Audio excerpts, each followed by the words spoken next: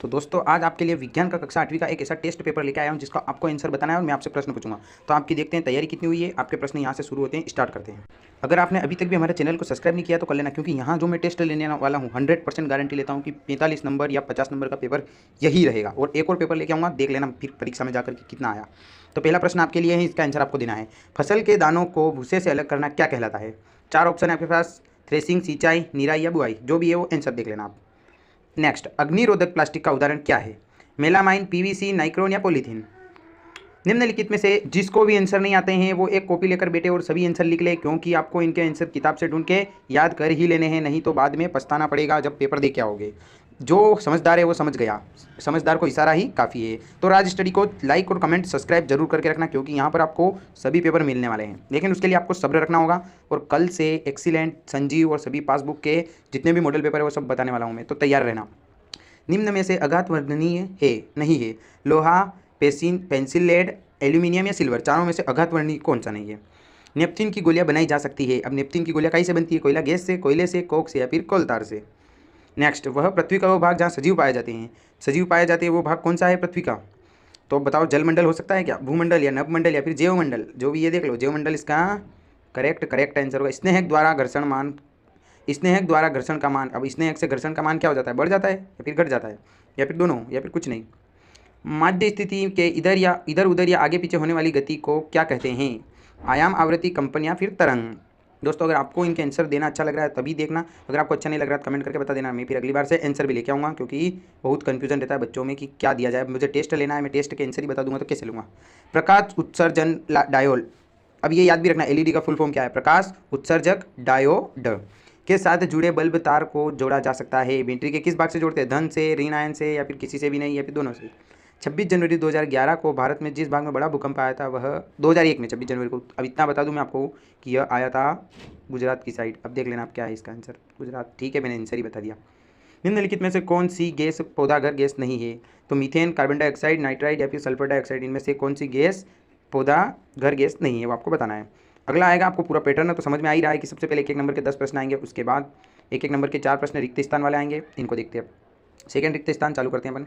मिट्टी के उलटने पलटने एवं पोला करने की प्रक्रिया क्या कहलाती है? धातु नरम होते हैं और उन्हें चाकू से काटा जा सकता है, वो 2 धातुओं के नाम लिखने हैं। अगला, अप्रिय गंध वाला काला गाढ़ा द्रव होता है, कौन सा, क्या है वो? किसी क्षेत्र में विशेष में पाई जाने वाली स्पीशीज क्या कहलाती है? किसी क्षेत्र विशेष में पाई जाने वाली क्या कहलाती है? नर युग्मक एवं मादा युग्मक के रिक्त स्थान द्वारा जनन को लैंगिक जनन कहते हैं। अगला, आपको आ रहे हैं इनके आंसर के? नहीं आ रहे हो तो बता देना, क्योंकि हमें शर्माना नहीं है। नहीं आता है तो ना बोल देना, फिर मैं इनके आंसर लेके आऊँगा टेस्ट में। अब देखना तो पड़ेगा ना, एक बार टेस्ट लेके कितना आ रहा है। फलीदार पौधों की जड़ों की ग्रंथियां में पाए जाने वाले बैक्टीरिया का नाम लिखिए। अब देखिए 1-1 नंबर के ये प्रश्न चालू हुए, इनमें आपको अति लघुत्रात्मक इनके एक सिर्फ छोटे छोटे आंसर इनके नाम बताने आपको। अगला, उस अधातु का नाम लिखिए जिसका उपयोग उर्वरकों के पौधे की वृद्धि में किया जाता है। उस अधातु का नाम लिखना है। अधिक व्यावसायिक महत्व के कारण पेट्रोलियम किस नाम से जाना जाता है? लैंगिक जनन से क्या सही है? 2 ऐसे जंतुओं के नाम लिखिए जिनमें लैंगिक जनन मुकुलन द्वारा होता है। अब 2 नंबर का प्रश्न जो कि मिलान का आ चुका है, अब अपने को मिलान करना है। बहुत ही अच्छा है ये मिलान वाला। अब देख लीजिए मिलान में क्या है।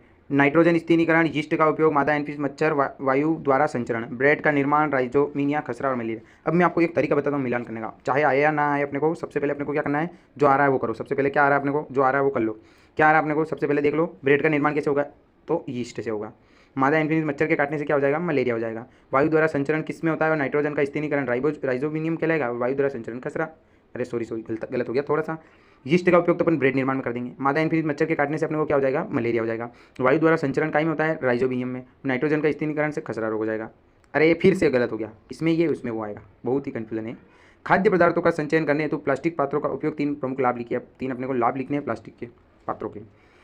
कुछ अब संक्षेप में उत्तर दीजिए।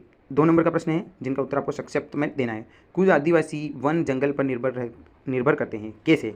कुछ आदिवासी वन या फिर जंगल पर निर्भर करते हैं, क्यों करते हैं, क्या है कारण, वो बताना है। वनोन्मूलन के कारण उनके प्रभाव क्या है?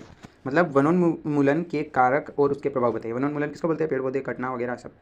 अलैंगिक जनन की परिभाषा लिखिए। जंतुओं में अलैंगिक जनन के 2 नाम लिखिए।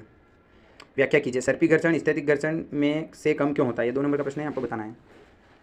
अगला प्रश्न, निम्न वाद्य यंत्रों में उस भाग को पहचानिए जहाँ से ध्वनि के उत्पन्न द्वारा कंपित होता है। तो अपन को वो जगह पहचाननी है। तो ढोलक, सितार और बांसुरी 3 ऑप्शन है। इनमें बताना है अपने को क्या क्या किस किस में उपयोग में आता है।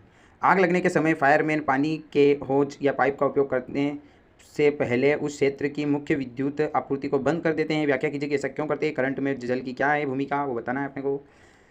जब हम हमारी किसी आवेशित वस्तु को हाथ से छूते हैं तो वह अपना आवेश खो देती है। व्याख्या कीजिए। अब इस पर लिखना है कि कैसे खो देती है, क्या करते हैं। तारामंडल क्या है और किन्हीं 2 तारामंडलों के नाम लिखिए। अगला CFC का पूरा नाम लिखिए और इसका उपयोग कहाँ किया जाता है, इनमें होने वाली हानि का उल्लेख भी कीजिए। ठीक है, ये 2 नंबर के आ गए। अब 3 नंबर के प्रश्न स्टार्ट। नाइट्रोजन चक्र का चित्र बनाइए। राणा गर्मियों के लिए कमीजें खरीदना चाहता था और सूती कमीजें खरीदनी चाहिए या संश्लेषित, कारण लिखिए और राणा को सलाह दीजिए। अपने को बताना है राणा को गर्मी में कौन से कपड़े पहनने चाहिए, क्या है उनका फायदे वगैरह। निम्न के कारण उत्तर दीजिए। कॉपर जिंक को उसके लवण से विलयन में विस्थापित नहीं कर सकता, क्यों नहीं कर सकता, इसका कारण देना है। सोडियम और पोटेशियम मिट्टी का तेल में रखा जाता है, क्यों, क्योंकि आग लग जाती है। आपको ये कारण बताने हैं। वर्णन कीजिए कि मृत वनस्पति से कोयला किस प्रकार बनता है और यह प्रक्रम क्या कहलाता है। घर्षण को बढ़ाया या घटाया कैसे जा सकता है, उदाहरण देकर समझाइए। तो बहुत ही अच्छा पेपर है। अगला 19वां प्रश्न, लास्ट 25 प्रश्न है। विद्युत संयंत्रों का कभी भी किसी गीले हाथों के अथवा फर्श पर खड़े होकर स्पर्श नहीं करना चाहिए, क्यों नहीं करना चाहिए, अपने को बताना है। घर के भीतर रहने के स्थिति में आप विद्युत उत्सर्जन या तड़ित को किस प्रकार बचाव कर सकते हैं। तारे व ग्रह में अंतर बताइए। तो ग्रह चमकते नहीं हैं और तारे चमकते हैं, इस प्रकार लिखना है। खरपतवार क्या है, उन पर नियंत्रण कैसे कर सकते हैं। इन पर हम खाद्य पदार्थों का प्रयोग से नियंत्रण कर सकते हैं और खरपतवार फसल के साथ उगने वाले अवांछित पौधे हैं। खाद व उर्वरक में अंतर बताइए। खाद हमें देसी वगैरह सब तरीके से प्राप्त हो सकता है। उर्वरक से खेतों में मिट्टी की मात्रा में, मिट्टी में मतलब वो कम हो जाता है उसके उत्सर्जन तंत्र।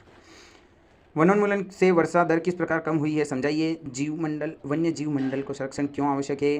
अब आपने अगर वीडियो को लाइक नहीं किया तभी लाइक कर दीजिए, फिर भूल जाते हैं आप लाइक करना। मानव वाक्यंत्र या फिर कंठ का चित्र बनाकर इसके उपयोग शब्दों में व्याख्या कीजिए। सौर प्रदूषण किसे कहते हैं और इसके स्रोत हानियाँ सीमित रखने का उपाय लिखिए। शुद्ध वायु तथा प्रदूषित वायु में अंतर स्पष्ट कीजिए और पौधा घर प्रभाव को अपने शब्दों में वर्णन कीजिए। ये सभी प्रश्न बहुत ही इंपॉर्टेंट है जो कि मैं आपको बता चुका हूँ। और आज देखेंगे इस वीडियो पे अपने को क्या रिस्पॉन्स मिलता है, तभी मैं टेस्ट लूँगा, तभी मैं आगे पेपर बताऊँगा। नहीं तो मैं कोई मॉडल पेपर हल करवाने नहीं बैठूँगा, क्योंकि मेहनत करो और कोई फल ना मिले तो किस मतलब का। तो आपने अगर लाइक नहीं किया तो कर देना लाइक, क्योंकि मैं अब डेस्क पर लेके आ चुका हूँ 3 तरह की और उन सबके हल करने हैं, तो आपको करना होगा अपना पूरा सपोर्ट। तो अपने चैनल का ग्रो करवाइए, लाइक करिए, सब्सक्राइब करिए और धन्यवाद दोस्तों।